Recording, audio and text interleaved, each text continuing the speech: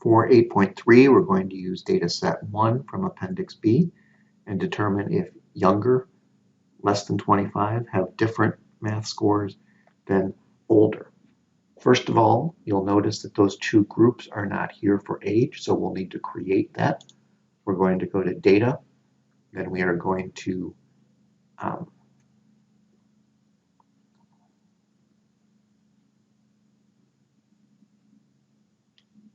we're going to go to, couldn't find it there. We're going to go to Transform, recode into different variables. We're going to make, do this based on age.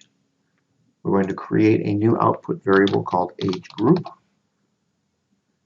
for old and new values from the smallest through age 25. We're going to assign that group 1, and from 26 through the highest, we're going to assign that group 2.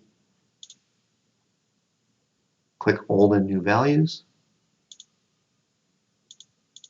click change, click OK, and now we have an age group variable. To run the test, we're going to go to non-parametric independent samples. For fields, we are going to move skill to age group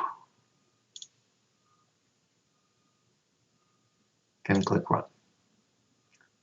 And it will conduct the Mann-Whitney U test, which in this case was not significant.